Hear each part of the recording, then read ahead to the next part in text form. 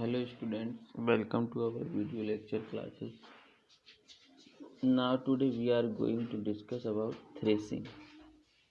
Threshers for different crop, parts, terminology, care and maintenance. तो आज हम देखेंगे थ्रेसिंग के बारे में। थ्रेसिंग क्या होता है?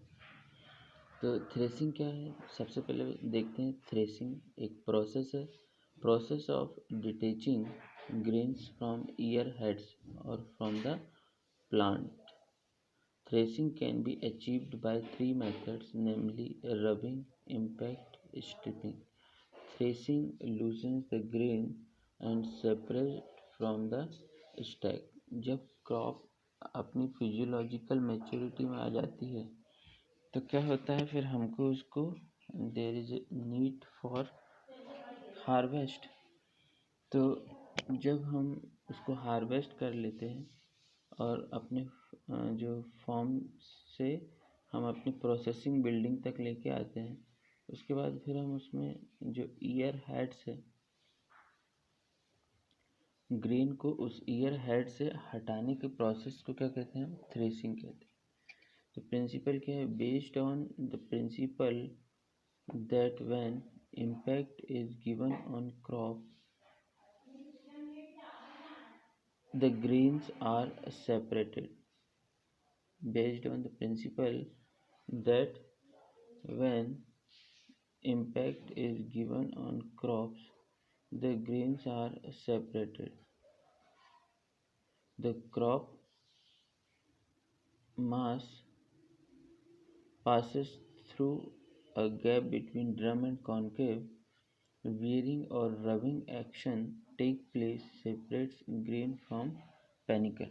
जो पेनिकल के अंदर क्या होता है? ग्रेन फंसा हुआ होता है, तो उसके आउटर लेयर को या जिसको पेनिकल बोलते हैं उसको हटाना, उसको हम क्या बोलते हैं? डीहस्किंग भी बोलते हैं। जैसे राइस है, उसके ऊपर हस्क लगा हुआ होता है, तो वो जो हस्क को हटाने की प्रोसेस डीहस्किंग बोलते हैं, उसी को हम थ्रेसिंग कहते हैं। ठीक है।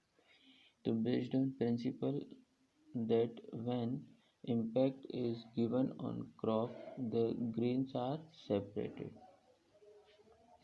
उसके बाद दूसरा प्रिंसिपल हम क्या लिख सकते हैं? The crop mass passes through a gap between drum and concave. Wearing और rubbing action.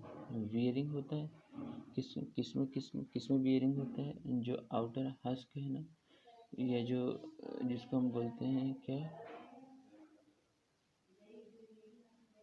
ईयर हेड, उस पर क्या होता है? वियरिंग हो जाती है, मतलब वो फट जाता है, और रब होता है, रबिंग एक्शन के कारण वो बाहर निकल जाता है, उससे अनाज हमारा या दाना। दूसरा हम प्रिंसिपल लिख सकते हैं, एक based on principle that when, दूसरा हम लिख सकते हैं rupture of the bond between grains and ears is due to rupture of the bond, जो बॉन्ड बना है ग्रेन और किसके? ईयर्स या ईयर हेड के बीच में। उसके बेसिस पे हम प्रिंसिपल क्या लिख सकते हैं? इम्पैक्ट ऑफ बीटर्स और स्पाइक्स ओवर ग्रेन्स।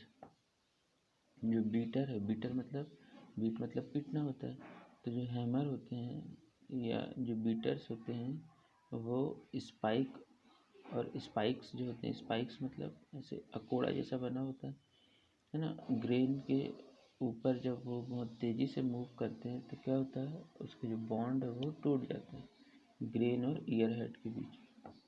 वियरिंग और रबिंग एक्शन, इसमें भी वियरिंग और रबिंग एक्शन होता है। ठीक है। दूसरा हम प्रिंसिपल लिख सकते हैं, strength of the bond between grain and panicles depends upon, strength of the bond between grain and panicles depends upon type of crop. Crop की टाइप पे डिपेंड करता है कि किस टाइप का क्रॉप है, वीट है या फिर बाजरा है, या हमारा क्या है, कोदो है, कुटकी है, या हमारा राइस है। तो अलग अलग क्रॉप पे अलग अलग बॉन्ड की स्ट्रेंथ डिपेंड करता है। तो type of crop, variety, variety पे भी डिपेंड करता है, मॉइस्चर कंटेंट ऑफ ग्रेन पे भी डिपेंड करता है, और राइपनिंग फेज ऑफ ग्रेन। जो फिजियोलॉजिकल मैच्योरिटी पे वो बॉन्ड जो होता है वो कुछ, उसकी स्ट्रेंथ कुछ और होती है, और फिजियोलॉजिकल मैच्योरिटी के पहले जो बॉन्ड है उसकी स्टेज कुछ और होती है, उसकी स्ट्रेंथ कुछ और होती है। अलग अलग मैच्योरिटी स्टेज पे उस बॉन्ड की जो स्ट्रेंथ है वो क्या होती है, अलग अलग होती है। तो इस बेसिस पे हम प्रिंसिपल डिवाइड कर सकते हैं। Strength of bond between grain and panicles depend upon type of crop, variety of crop, moisture content of grain, or ripening phase of grain. Efficiency and quality of threshing depends upon जो threshing की जो efficiency है कि कितनी efficiency से threshing हो रही है। थ्रेसिंग मतलब हमें जो दाना है, अनाज है, जो ग्रेन है वो हमें होल ग्रेन मिलना चाहिए हमें। अगर ज़्यादा से ज़्यादा होल ग्रेन मिलेगा, उसमें कोई टूटा हुआ दाना नहीं रहेगा, तो हम बोलेंगे कि थ्रेसिंग की इफ़िशियंसी अच्छी है। क्वालिटी वाला मिलेगा, मतलब उसमें कोई जैसे ब्रेक हो जाता है तो, या कोई कटा फटा दाना आ जाता है ना, तो क्वालिटी क्या हो जाती है उसकी, थ्रेश्ड ग्रेन की क्वालिटी जो होती है वो कम हो जाती है। तो ये किस पे डिपेंड करता है, ड्रम की स्पीड पे डिपेंड करता है। जो ड्रम रोटेट कर रही है ना, जैसे ये देख रहे होंगे, ये ड्रम है, ये ड्रम जो ये घूम रहा है, एरो बना हुआ है, सिलेंडर लिखा हुआ है, ये जो ड्रम घूम रहा है इसकी स्पीड पे डिपेंड करता है। ठीक है। नंबर ऑफ बीटर्स, ये जो लगे हुए हैं ना कॉनकेव, ये बीटर्स है। ठीक है, नंबर ऑफ बीटर्स पे डिपेंड करता है कि कितने बीटर लगे हुए हैं। गैप, ड्रम और कॉनकेव के बीच में जो गैप है उस पर भी डिपेंड करता है, gap between drum and concave. Quality and condition of plant mass fed to thresher, जो प्लांट मास है ना, और जितना हम उसमें फैट करवा रहे हैं थ्रेसिंग करने के लिए, उसकी क्वालिटी और कंडीशन ऑफ प्लांट पे भी डिपेंड करता है। डायरेक्शन ऑफ फीडिंग, फीडिंग की डायरेक्शन क्या है, और रेट ऑफ फीडिंग, किस रेट से हम उसको फीड कर रहे हैं। ठीक है, तो ये सारी चीज़ों पे डिपेंड होता है हमारी इफ़िशियंसी और क्वालिटी ऑफ थ्रेसिंग। अब हम बात करते हैं मेथड, हम इसको किस मेथड से इसका यूज़ कर रहे हैं, वो मेथड। ये तो हमारे हाथ से हैंड ऑपरेटेड भी होता है कैपेसिटी। अगर हम हैंड से ऑपरेट कर रहे हैं तो उसकी कैपेसिटी हमको कितनी से कितने के बीच में मिलेगी, उसकी हमको मिलेगी 30 से 50 किलोग्राम पर आवर। मतलब 1 घंटे में हम कितना ग्रेन थ्रेसिंग कर सकते हैं, कितने ग्रेन की, तो हम बोलेंगे 30 किलोग्राम से 50 किलोग्राम तक ग्रेन हम थ्रेसिंग कर सकते हैं मैनुअली अगर हम कर रहे हैं तो। और अगर हम पावर सोर्स से अगर हम उसको रोटेट करवा रहे हैं, ठीक है, तो कैपेसिटी कितनी कितनी वेरी करती है, 300 से 50, 500, 300 से 500 किलोग्राम पर घंटे, 1 घंटे में। 1 घंटे में हम कितना ग्रेन थ्रेसिंग कर सकते हैं, 300 से 500 किलोग्राम। ठीक है। Based on type of feeding,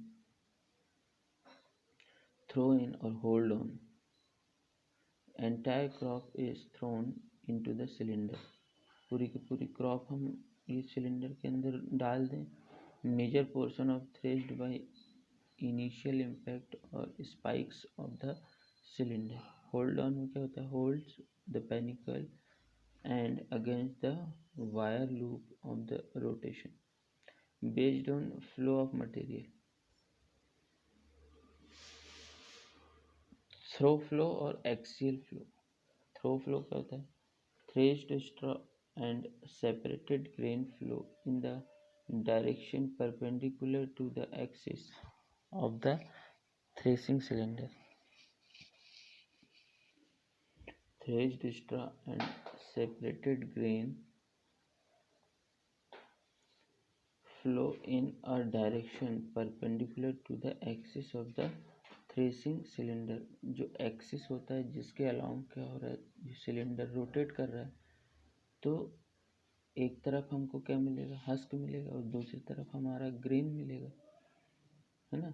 जो दाना है वो मिलेगा हमको एक तरफ, और एक तरफ स्ट्रॉ मिलेगा।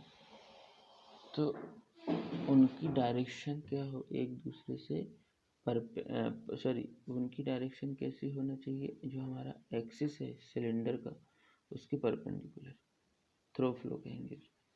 एक्सियल फ्लो में क्या होगा, थ्रेस्ड स्ट्रॉ और ग्रेन दोनों की डायरेक्शन कैसी होगी, एक्सिस के पैरेलल होगी। जो एक्सिस चल रहा है, जो सिलेंडर जो दिख रहा है आपको, उसका एक्सिस कहाँ है, ये जो सिलेंडर का एक्सिस ये है, ये एक्सिस है ना, ये वाला।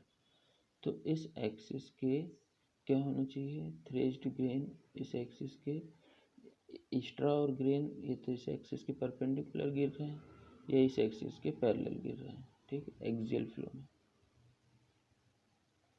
Components of thresher,